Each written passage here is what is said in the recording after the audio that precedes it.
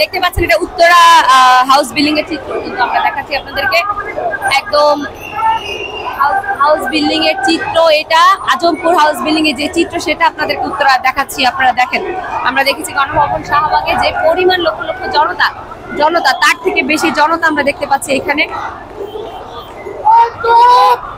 দেখেন মাদ্রাসার ছাত্রছাত্রীরা পর্যন্ত এখানে জড়ো হয়েছে। ছাত্রদের পাশাপাশি মাদ্রাসার ছাত্রছাত্রীরা পর্যন্ত নেমে এসছে আজকে মাঠে। আজকে মনে হচ্ছে যেন ওদের গলা চিপে ধরার আসলে কেউ নাই, ওদের বাক স্বাধীনতা হরণ করার কেউ নাই। আমরা যত দূর এসেছি উত্তরা পর্যন্ত পৌঁছাতে, আমরা যত দূর এসেছি তত দূরই আমরা দেখেছি যে আসলে এই জনতার মিছিল। মেয়েরাও আসলে এমন সাজসজ্জা ভাবে তারা বের হয়ে এসছে। মেয়েদেরকে দেখেন আপনারা, মনে হয় যেন লাল ড্রেস পরে বের হয়ে আসছে। এটা এক ধরনের প্রতিবাদের ভাষা। তাদের পরনে লাল ড্রেস, লাল জামা পরা। তারা আসলে শুনতে পাচ্ছেন, তারা এখনো স্লোগানে মুখরিত। হাজারো জনতা, রিক্সা, গাড়ি কিছুই পাচ্ছে না। তবে মনে হয় যেন আজকে ঈদ লেগেছে, এমন অবস্থা। জাতির মুক্তি হয়েছে। এই মাঝখানে হাততালি দিচ্ছে, এখান থেকে ধর। বাংলাদেশের পতাকা দেখতে পাচ্ছেন সবার হাতে। আসলে ছাত্ররা আমাদেরকে দেখিয়ে দিয়েছে যে তাদেরকে যদি আপনি ইট পাটকেল না ছোড়েন, তারাও যে শান্তিপূর্ণভাবে সমাবেশ করতে পারে। আজকে দৃষ্টান্ত কিন্তু তারা সেটা দেখিয়েছেন। মাঠে আইন শৃঙ্খলা রক্ষাকারী বাহিনী ছিল না বিধায় কিন্তু তারা আজকে শান্তিপূর্ণ সমাবেশ করেছে। দেখতেই পাচ্ছেন তাদের বিজয় উল্লাস। আমরা যতদূর দেখেছি, আস্তে আস্তে দেখেছি ট্রাক থেকে মিষ্টি বিতরণ করা হচ্ছিল। দেখতেই পাচ্ছেন আসলে এমন পতন হবে কেউ চিন্তাও করতে পারে নাই যে শেখ হাসিনা তার বোনকে নিয়ে এভাবে পালিয়ে যাবেন। সেটা আসলে কেউ চিন্তা করতে পারে নাই। এই পতন আসলে জাতির জন্য খুবই লজ্জাজনক। এটা মেনে নেওয়ার মতো ভাষা নাই। আমরা একটু আপনাদেরকে দেখাই, শোনাই তাদের স্লোগান।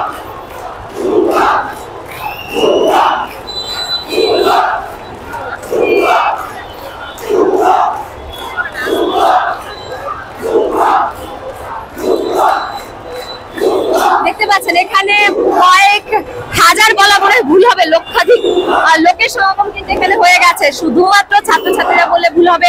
আমরা বিভিন্ন উৎসুক জনতা, যেমন বাসা বাড়ি থেকে মহিলাদেরকে বের হয়ে আসতে দেখেছি। এটা কিন্তু একদম আপনার যেটি রণক্ষেত্রে পরিণত হয়েছিল গত এক সপ্তাহ 2 সপ্তাহ আগে, সেই হাউস বিল্ডিং এর চিত্র কিন্তু আমরা আপনাদেরকে দেখাচ্ছি। সে হাউস বিল্ডিং এর চত্বর, এখানে একটা পুলিশ বক্স যেখানে আগুন দেওয়া হয়েছিল। এখানে বিভিন্ন আওয়ামী লীগের নেতা কর্মীদের আমরা মাঠে দেখেছি। তাদেরকে ছাত্রদের উপর ইট পাটকেল ছুড়তে দেখেছি। এই জায়গাটিতে আজকে এই জায়গাটিতে তারা বিজয় উল্লাস করছে।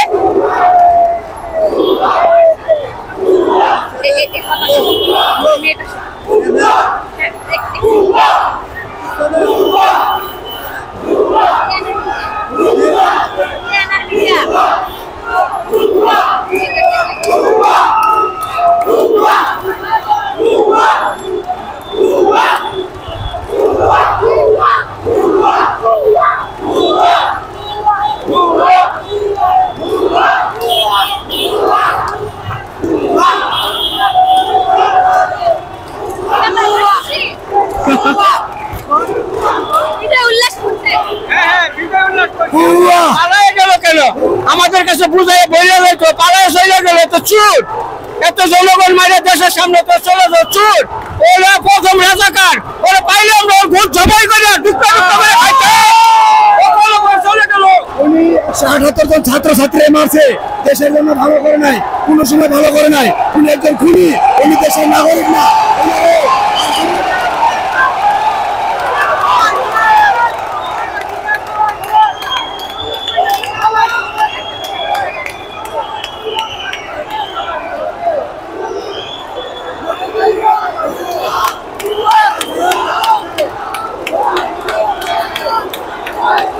দেখতে পাচ্ছেন আসলে কথা বলার কোনো জায়গা নাই, তারা তাদের স্লোগানেই আসলে সবকিছু বোঝা যাচ্ছে, তাদের বিজয় উল্লাসটা আসলে কতখানি আমরা আসলে এখানে বলার মতো পরিস্থিতি আমাদের নাই। দেখতে পাচ্ছেন তারা আসলে সবাই একই কথা, যে এমন পতন আসলে কেন হলো যে তিনি পালিয়ে চলে গেলেন।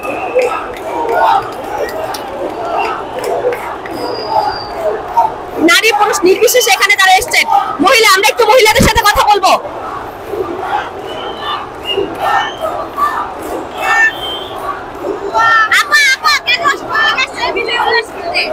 আমি কিছু বলতে পারবো না, আসলে আমি আনন্দে কিছু বলতে পারবো না এখন। হ্যাঁ হ্যাঁ, আমি অনেক আনন্দ হয়েছি, আমি কিচ্ছু বলতে পারবো না এখন। শুধু আনন্দ আর আনন্দ, আর কিছুই না। দেখতে পাচ্ছেন সাধারণ জনগণ, মানে আমি বলছিলাম যে ঘরে সাধারণ যে মহিলারা আছেন, গৃহিণী যারা আছেন, তারা কিন্তু রাস্তায় বের হয়ে আসছেন। এটা কিন্তু কোনো টিচাররা না, তারা কিন্তু রাস্তায় বের হয়ে এসছেন। বলছিলেন যে উনি এতই খুশি যে উনি কিছু বলার মতো অবস্থায় নাই।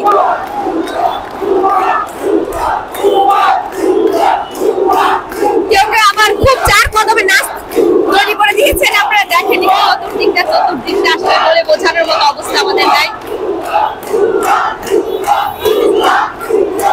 আসলে এটা হচ্ছে আপনারা দেখতে পাচ্ছেন যে উত্তরার যে মেন পয়েন্ট, যেখান থেকে আসলে ঢাকা থেকে উত্তরবঙ্গের দিকে যে সমস্ত গাড়িগুলো ছেড়ে যায়, যে মেন পয়েন্ট উত্তরাবাসীদের জন্য, যে house building point, Azampur point, BNS, যে বিএনএস হাউস বিল্ডিং বিএনএস যে রণক্ষেত্র ঘটে গিয়েছিল, সেই পয়েন্টটিতে আমরা আছি। সেই পয়েন্টের এই অবস্থা, মহিলাদের সমাবেশ আমরা দেখতে পাচ্ছেন, একই সাথে মহিলারা এখানে আছেন। মহিলাদের সাধারণ জনগণের যে চিত্র আমরা দেখেছি, তার সাথে মহিলাদের যে চিত্র, সেটা আসলে দেখার মতো। দেখতেই পাচ্ছেন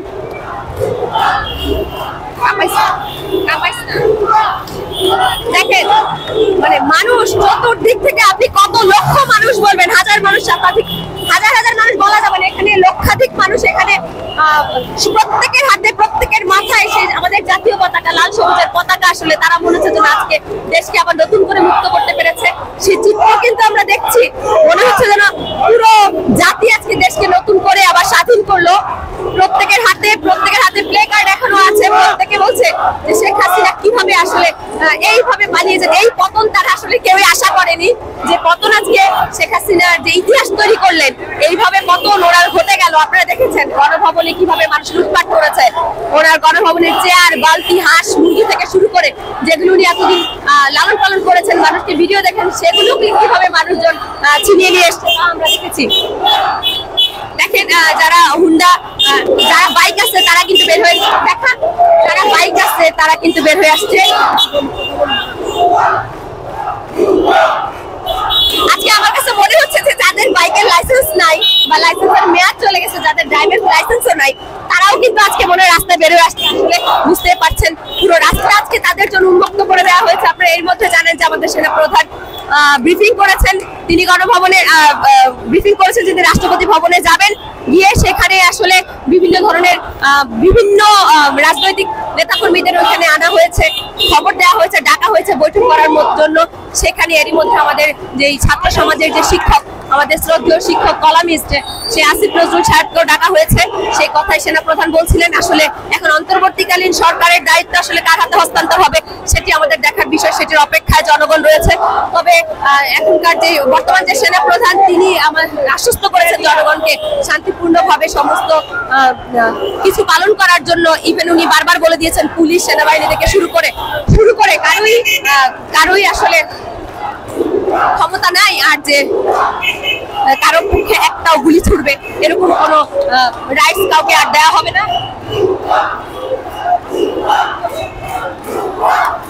আজকে কেমন লাগছে?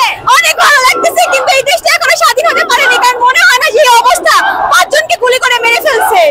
কিন্তু এইভাবে যে পতন হবে, পালিয়ে যাবে, সেটা কি ভেবেছেন? না, কখনো ভাবতে পারিনি, কিন্তু অনেক মজা লাগতেছে আমাদের কাছে, ভালো লাগতেছে। আচ্ছা, আপনার ভাইদের যে মেরেছে বা ছাত্রছাত্রীদের উপর যে প্রহার হয়েছে, সেটা নিয়ে আজকে আপনারা খুশি? আপনি খুশির কিচ্ছু নাই, খুশি কিভাবে হবো? আমার সামনে ভাই গুলি করে মেরে ফেলছে, পায়ে গুলি লাগছে, বুকে গুলি লাগছে, সামনে এখানে কাজগুলো করছে। এটা কারা করছে? জিজ্ঞেস করেন কারা করছে। স্বাধীন আমরা এখনো হই নাই, স্বাধীন হই নাই এখনো। স্বৈরাচার এখনো দেশে রয়ে গেছে, স্বৈরাচার এখনো দেশে।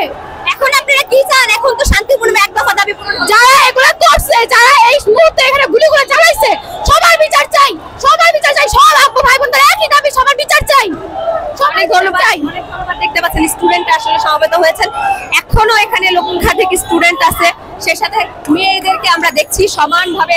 নারী শিক্ষার্থীরাও আসলে এখানে সমবেত হয়েছেন, প্রত্যেকে তাদের ভয়েস রেজ করছেন। দেখতে পাচ্ছেন এতদিন ধরে আমরা যাদেরকে দেখেছি হিজাব পরা দেখলে বলেছে যে তারা নাকি শিবির, জামাত, আজকে দেখেন অজস্র নারী শিক্ষার্থী আজকে বোরখা পরে এসছে।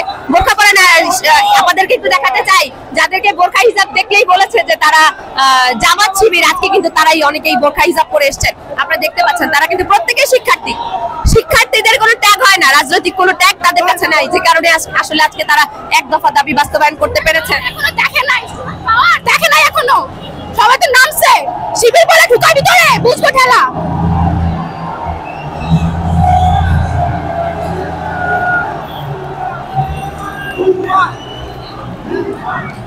ক্রাউড দেখা,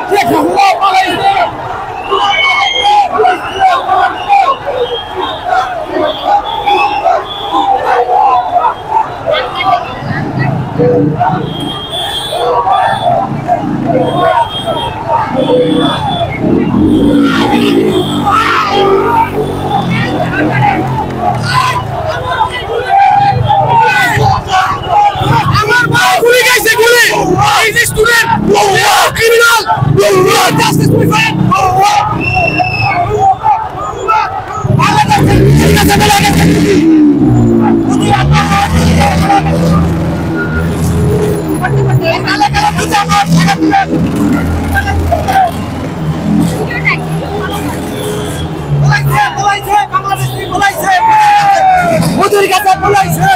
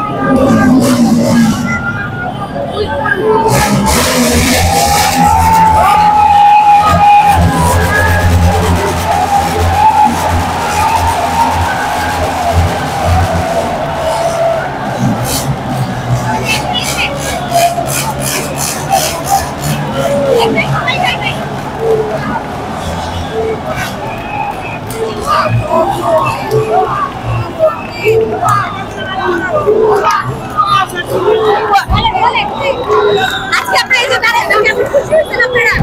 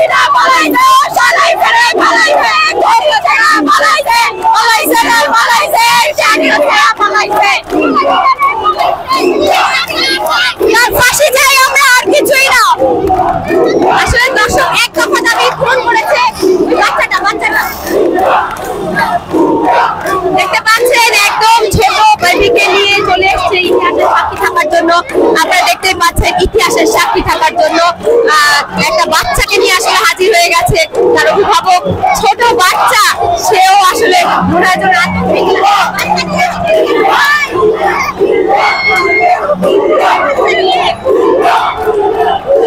বাচ্চারা যেমন বাচ্চারা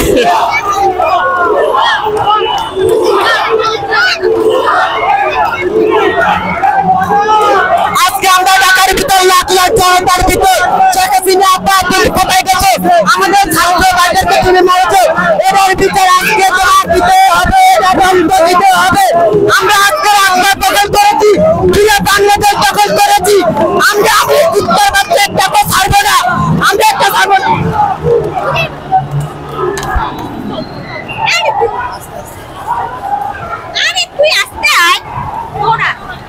সময় দৌড়াবি না, দৌড়ানোর সময় সবসময় দৌড়াবি, রাস্তায় গেলে তো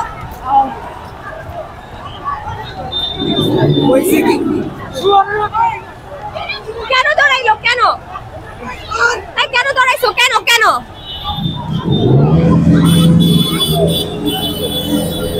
আপনারা দেখতে পাচ্ছেন দর্শক, ছত্রভঙ্গ করে দিচ্ছে। এখানকার যে পরিস্থিতি ছিল, ধর ধর এটা ধর, এখানকার যে পরিস্থিতি ছিল হঠাৎ করে তারা ছত্রভঙ্গ হয়ে গেছে। এটা কি কারণে আসলে আমরা বুঝতে পারি নাই। অনেকে বলছেন এখানে পুলিশ বাহিনী আসছে, কিন্তু আমরা কিন্তু কোনো পুলিশ বাহিনী এখন পর্যন্ত চোখে দেখি নাই। এটা কি কারণ হতে পারে? আমরা যেখানটাতে দাঁড়ানো ছিলাম সেখানে আমাদের গায়ে কয়েক ফোঁটা পানি ছিটিয়ে পড়েছে। এখন হয়তো সাধারণ ছাত্রছাত্রীরা ভেবেছে এই পানি হয়তো পুলিশের কোনোখান থেকে হয়তো মেরেছে, কিন্তু আমরা কিন্তু এখানে আশেপাশে দেখেছি বাচ্চারা যেহেতু বা জনসাধারণ যেহেতু দৌড় দিয়েছেন পুলিশ বলে, কিন্তু আমরা আশেপাশে কিন্তু কোনো পুলিশকে প্রত্যক্ষ করতে পারছি না, এখন পর্যন্ত দেখা যাচ্ছে না। দেখা কেন দেখতে পাচ্ছেন, আমি কিন্তু দেখছি একটা ছত্রভঙ্গ হয়ে তারা এই পাশে চলে এসছে, কিন্তু আমরা কিন্তু কাউকে দেখতে পাচ্ছি না এখনো। অটোটা কোথায় আছে জিজ্ঞেস করো না। যে পুলিশ বাহিনীর কথা বলে আসলে ছাত্র সমাজ দৌড় দিয়ে চলে এসেছিল, এক প্রকার তাদের যেখানে তারা সমবেত হয়েছিলেন হাজার হাজার লক্ষাধিক মানুষ, তারা আসলে একত্রিত হয়েছেন। তারা একত্রিত হয়েছে যেখানে, সেখানে তারা আসলে ছত্রভঙ্গ হয়ে পাশে চলে এসছে। কি বলে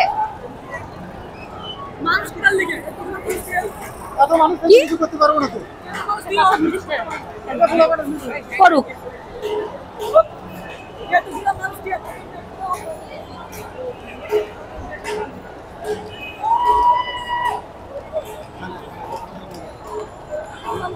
অটো ড্রাইভারটাকে জিজ্ঞেস কর। হাউস বিল্ডিং ভাই, হাউস বিল্ডিং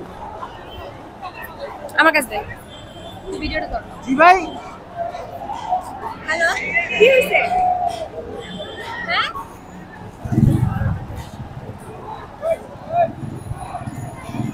আমি যেখানেই থাকি, তোমার কি সমস্যা? তোমার কি হইছে?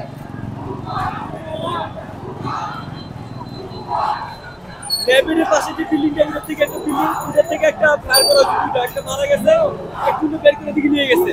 আমার বাসা বুঝি না, চলো বাসায় যাইতে তুমি আস্তে কথা বলো, শান্ত হয়ে কথা বলো, আস্তে করে কথা বলো।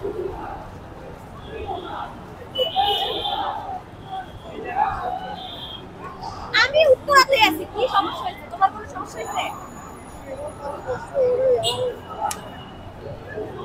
কেন?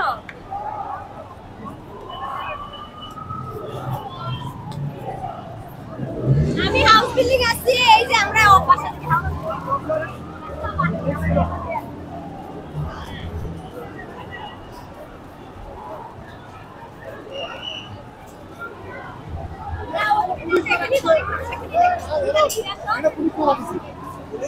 পুলিশ পারছে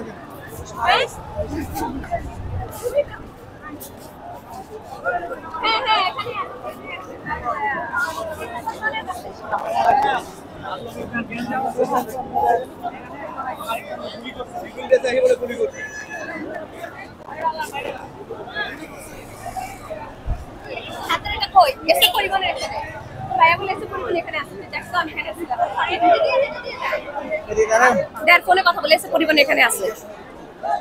এখানে কি হয়েছে ভাইয়া? কাকে? ওইখান থেকে এক মানে ছাত্রলীগের লোক গুলি করছে, তারপর ওরে মারতে মারতে মারতে মারতে এই পর্যন্ত রক্তাক্ত করে নিয়ে আসছে, এখানে মারতেছে। কারে মারতে পারে? হ্যাঁ, কারে মারতে? এখনো শিওর না যে ছাত্রলীগের না কি কি করলো, দেখছেন কি সেটা বলেন। মানে লোকজন মারতে মারতে ওকে ধরে নিয়ে আসতেছে আর কি, রক্তাক্ত হয়ে গেছে একদম।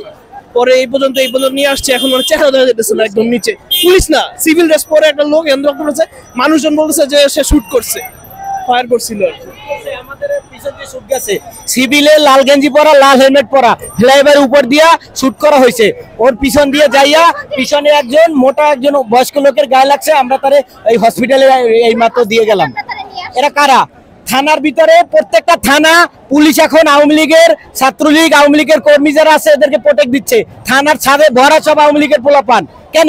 কিসের জন্য প্রোটেক্ট? কিসের জন্য এখন প্রোটেক্ট দিচ্ছে? প্রোটেক্টে কিসের জন্য?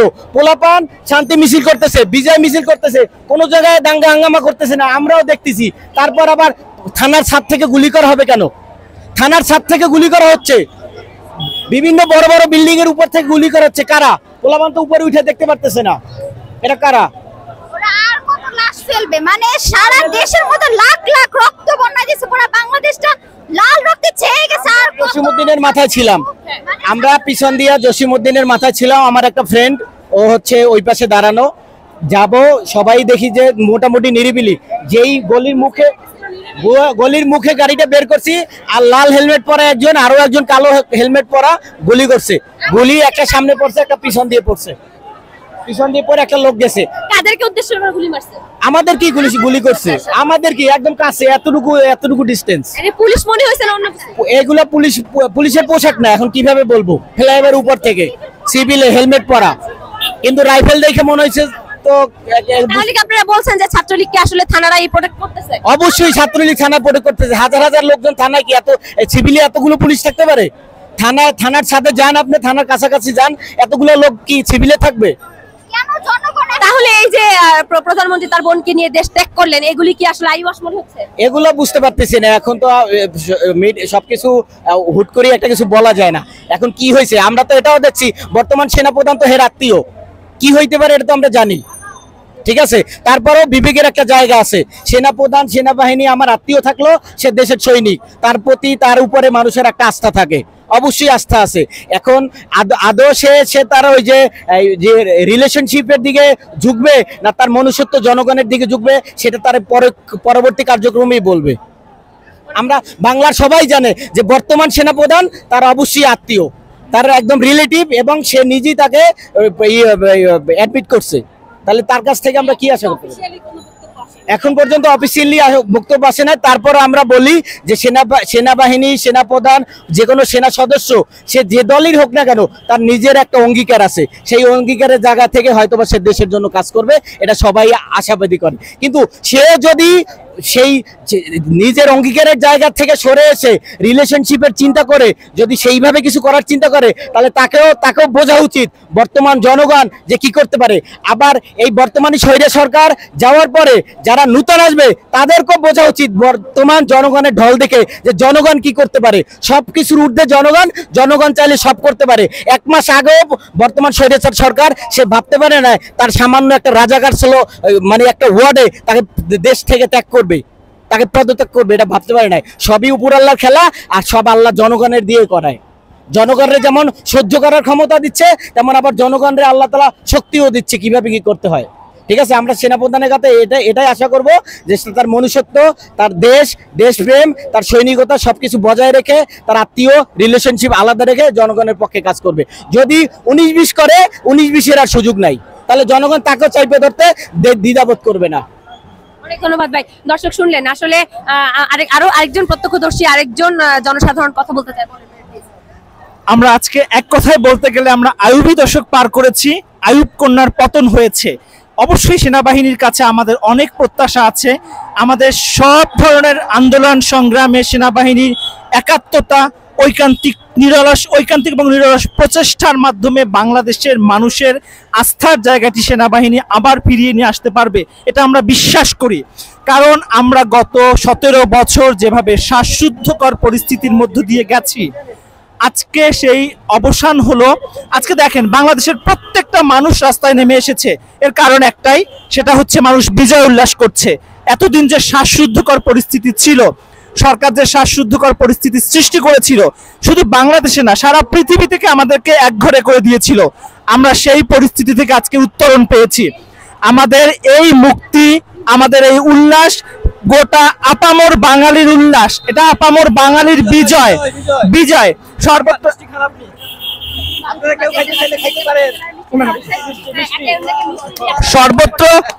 সর্বত্র আমরা চাই আমাদের প্রশাসনের বিকেন্দ্রীকরণ। এখন সেনাবাহিনীর কাছে অবশ্যই আমাদের প্রত্যাশা থাকবে, সেনাবাহিনী কতদিন ক্ষমতায় থাকবে সেটা জনগণকে পরিষ্কার করবে। 1 2 নম্বর কথা হচ্ছে অন্তর্বর্তীকালীন সরকারের যে রূপরেখা দিয়েছে প্রফেসর আনু মোহাম্মদ স্যার এবং আসিফ নজরুল স্যার, সেগুলোর বাস্তবায়ন কতটুকু সেনাবাহিনী কত দ্রুত করতে পারবে? সেনাবাহিনী প্রধান বলেছে যে অন্তর্বর্তীকালীন সরকার খুব দ্রুত গঠন করা হবে। আমরা অন্তর্বর্তীকালীন সরকার খুব দ্রুতই দেখতে চাই। জনগণের অনেক প্রত্যাশা সেনাবাহিনীর কাছে, সেই প্রত্যাশার বহিঃপ্রকাশ অবশ্যই অবশ্যই সেনাবাহিনীর কাছে আমরা চাই। যেহেতু আমরা একটি শ্বাসরুদ্ধকর পরিস্থিতি থেকে উত্তরণ ঘটিয়েছি, আমাদের ছাত্র, বিশেষ করে আমাদের আসলে সত্যি যে আমাদের ছাত্রদেরকে আমাদের কৃতজ্ঞতা ধন্যবাদ দেওয়ার শেষ করতে পারবো না আমরা। তারা যে অভূতপূর্ব সাফল্য দেখিয়েছে বাংলাদেশে, এ ধরনের স্টুডেন্টস মুভমেন্ট অতীতেও ঘটেছে। আসলে সত্য কথা বলতে কি, এরা পড়াশোনা করতো না, এরা ইতিহাস জানতো না, এরা ইতিহাস নিয়ে কোনো পর্যবেক্ষণ, কোনো বর্ণনা, কোনো প্রকার ইতিহাসের গবেষণা তারা করেনি। এটি রাষ্ট্রের প্রধানমন্ত্রী সহ পুরো মন্ত্রিসভা অথর্ব, আমরা দেখেছি কি মন্ত্রিসভা গঠন করেছিল। আমাদের অর্থমন্ত্রী অর্থ বিল পেশ করতে পারেন না, আমাদের মহিলা ও শিশু বিষয়ক প্রতিমন্ত্রী বিল উত্থাপন করতে পারেন না। এই ধরনের মিনিস্ট্রি দিয়ে দেশ চালানো, কোনোভাবে এই ধরনের মন্ত্রী দিয়ে দেশ চলতে পারে না। তার অবসান হয়েছে। সেনাবাহিনী যেহেতু ক্ষমতা নিয়েছে, অন্তর্বর্তীকালীন সরকারের কথা যেহেতু তারা বলেছে, তারা যত দ্রুত সম্ভব অন্তর্বর্তীকালীন সরকার একটি প্রতিষ্ঠা করবে, দেশে একটি নির্বাচনের পরিবেশ সৃষ্টি করবে, অবাধ, সুষ্ঠু এবং একটি গ্রহণযোগ্য নির্বাচনের মাধ্যমে জনগণ যে রায় দেবে, সাধারণ মানুষ যে রায় দেবে, সেই রায়ের মাধ্যমে সাধারণ মানুষের ম্যান্ডেটকে গ্রহণ করে যে নতুন সরকার আসবে, সেই সরকারের কাছে প্রত্যাশা থাকবে দলীয়করণ নয়। বিপর্যস্ত কোনো সরকার ব্যবস্থা আমরা আর চাই না। আমরা এমন একটি সরকার ব্যবস্থা চাই যারা প্রশাসনের প্রকৃত বিকেন্দ্রীকরণ বুঝবে, জানবে। মন্ত্রিসভার প্রকৃত মানুষ দ্বারা, দেশপ্রেমিক মানুষ দ্বারা মন্ত্রিসভা গঠিত হবে। এর বিকল্প আমাদের আর কিছুই নেই। আমরা সেনাবাহিনীকে অনেক ধন্যবাদ জানাই, তারা শান্তিপূর্ণভাবে ক্ষমতা নিয়েছে। এটি আমাদের অতীতের খুব বাজে অভিজ্ঞতা আছে, এই অভিজ্ঞতা সেনাবাহিনী যায়নি, এজন্য সেনাবাহিনীকে অনেক অনেক ধন্যবাদ। বিশেষ করে ধন্যবাদ জানাবো সেনাবাহিনী এভাবে ক্ষমতা নেওয়ার যারা পথ দেখিয়েছে, সেই ছাত্র সমাজকে, সেই যুব সমাজকে, যাদের নিরলস অক্লান্ত পরিশ্রমের ফল আজকের এই দিনটি। আমরা এই দিনটিকে অবশ্যই ইতিহাসের একটি স্তম্ভ হিসেবে গ্রহণ করব। একটি মজার কথা বলি, আগস্ট মনে হয় আওয়ামী লীগের জন্য কোনোদিনই ভালো ফল নিয়ে আসেনি। কারণ 24শে জানুয়ারি যে ব্যক্তি এমন ম্যানারে রাষ্ট্রপতি থেকে, প্রধানমন্ত্রী থেকে রাষ্ট্রপতি হয়ে যায়, সে আমাদের জনকল্যাণের সরকার ব্যবস্থা প্রতিষ্ঠা করতে কোনো দিনও পারেনি, তিনিও পারেননি। আমাদের ইউনিভার্সিটি লাইফগুলো, আমরা এই জেনারেশনে, আমাদের বিশ্ববিদ্যালয় লাইফ ছিল 2012, 13, 14, 15, 16। এই ছাত্রলীগের কর্মীরা আমাদের বিশ্ববিদ্যালয়ের লাইফটিকে অতিষ্ঠ করে দিয়েছে। তারা ভয়ঙ্কর পরিস্থিতি সৃষ্টি করেছিল বিশ্ববিদ্যালয়গুলোতে, তার থেকে উত্তরণ ঘটেছে। আমি আবারও বলবো যে সেনাবাহিনী যত দ্রুত সম্ভব অন্তর্বর্তীকালীন সরকার ব্যবস্থা প্রতিষ্ঠা করুক। অন্তর্বর্তীকালীন সরকারের প্রধান কে হবেন, অবশ্যই অবশ্যই অবশ্যই আমাদের ছাত্র সমাজের কাছে থেকে তার একটি পূর্ণাঙ্গ তালিকা গ্রহণ করতে হবে সেনাবাহিনীকে অন্তর্বর্তীকালীন সরকারের জন্য। আর 2 নম্বর হচ্ছে, অন্তর্বর্তীকালীন সরকার খুব দ্রুত একটি অবাধ, সুষ্ঠু এবং গ্রহণযোগ্য নির্বাচনের ব্যবস্থা করবে, জনগণের সরকার প্রতিষ্ঠা করবে, জনগণের ক্ষমতা জনগণের হাতে ফিরিয়ে দেবে। অনেক ধন্যবাদ, অনেক ধন্যবাদ, অনেক ধন্যবাদ বাংলাদেশ সেনাবাহিনী। আমাদের অনেক শুভকামনা থাকলো অন্তর্বর্তীকালীন সরকারের জন্য। একটা কথা লাস্ট শেষ করতে চাই, আজকে আমাদের প্রধানমন্ত্রী শেখ হাসিনার যে সাবেক প্রধানমন্ত্রী বলবো এখন, যে 15 বছরের যে ক্যারিয়ার, যে যুদ্ধ, তার যে টিকে থাকার যে লড়াই ছিল আমরা দেখেছি, সে যাবেই না এরকম একটা মনোভাব ছিল। আজকে এইভাবে তার পতন হবে, এটা কি ভেবেছিলেন? আসলে এটা তো খুব সহজ উত্তর, এটা খুব সহজ উত্তর না, এটা মর্মান্তিক না, এটা অনিবার্য। এটা মর্মান্তিক না, এটা অনিবার্য। কারণ একটি নির্বাচিত সরকার ব্যবস্থা, একটি নির্বাচিত সরকার 24 আওয়ার্স পরবর্তী নির্বাচনের জন্য প্রস্তুত থাকবে। কিন্তু হাসিনা মনে করেছিল বাংলাদেশে আর কোনোদিনও সুষ্ঠু নির্বাচনের মাধ্যমে গণতান্ত্রিক কোনো পরিবেশ সৃষ্টি করতে তারা দেবে না। এটি ভুল প্রমাণিত হয়েছে। আমাদের প্রত্যাশা, অবশ্যই উনি ক্ষমতায় ছিলেন যখন, তিনি যদি ভালো করতেন অবশ্যই আজকে এই দিনটা দেখতে হতো না। আপনার প্রশ্নটা একবার বলেন তো। এই যে আমি বলছিলাম এইভাবে যে পলায়ন, এরকম একটা মর্মান্তিক ভাবে পতন হবে, সেটা হয়তো আমরা আশা করি না। এটি আমি তো আগেও বলেছি, এটি খুব স্বাভাবিক ঘটনা, এটি স্বাভাবিক ঘটনা। কারণ একটি সরকার 24 আওয়ার্স থাকবে, প্রস্তুত থাকবে যে পরবর্তী তার কি হবে, কিন্তু তিনি তো কোনো প্রস্তুতি নিয়ে রাখেননি। তিনি একটি ভঙ্গুর কনস্টিটিউশন আমাদেরকে দিয়ে গেছেন, যে সংবিধানে একটি সুষ্ঠু নির্বাচনের পন্থাই তিনি বন্ধ করে দিয়েছিলেন। এখন তিনি কি করবেন? একটা কথা আছে না যে নিজের খাদে আজকে সে নিজেই পড়েছে। কারণ এই সংবিধানের মাধ্যমে আওয়ামী লীগ যদি মনে করে থাকে যে বাংলাদেশের রাষ্ট্র ক্ষমতায় কোনোদিন তারা ফিরবে, বিদ্যমান সংবিধানে কোনোভাবেই আর সম্ভব নয়। কারণ তারা যে সংবিধানে 14টা বাজিয়ে দিয়ে গেছে, এর দায় সম্পূর্ণরূপে বিচারপতি খায়রুল এবং হাসিনাকে নিতে হবে। বিচারপতি খায়রুল এখনো আইন কমিশনের চেয়ারম্যান আছে, সেনাবাহিনীকে ইমিডিয়েট বিচারপতি খায়রুলকে আইন কমিশনের চেয়ারম্যান থেকে সরিয়ে দিতে হবে। কারণ এর মতো অসভ্য লোক আইন কমিশনের চেয়ারম্যান থাকতে পারে না। হাসিনাকে যেভাবে সরিয়েছে, আমরা প্রত্যাশা করব যে আজকে সকালবেলা, গতকালকে 2 দিন আগে হয়তো সে ভাবেনি, সে বলেছে আমি কি করেছি, আমি কেন যাব দেশ থেকে। তুমি কি করেছো, তুই কি করেছিস, গত 15 বছরের ইতিহাস ঘাটলে বোঝা যাবে। আমরা 15 বছর আগের কথা বলতে পারবো না, তখন আমরা ছোট ছিলাম, কিন্তু আজকের ঘটনাগুলো আমরা দেখেছি। আমরা সাগররুনি হত্যাকাণ্ড দেখেছি, আমরা বিডিআর বিদ্রোহ দেখেছি, আমরা শাপলা চত্বর দেখেছি, আমরা 14 নির্বাচনের ভয়ঙ্কর পরিস্থিতি দেখেছি। আমরা কাকে সংখ্যালঘু মানুষকে হত্যা করেছে, তারা মুসলিম হত্যা করেছে, সংখ্যালঘু নিধন করেছে, সাধারণ মানুষকে হত্যা করেছে। প্রকৃতপক্ষে দেশটিকে কার্যত একটি গৃহবন্দিত্বের মধ্যে দিয়ে ঠেলে দিয়েছিল। আমি সবশেষে একটি কথা বলতে চাই, মাইকেল মধুসূদন দত্তের একটি অত্যন্ত গুরুত্বপূর্ণ এবং খুবই প্রচলিত একটি উক্তি ছিল, কারাগার যদি সুবর্ণ গঠিত তবু বন্দির নয়নে কমনীয়, কভু কিলো শোভে তার আভা। ধন্যবাদ।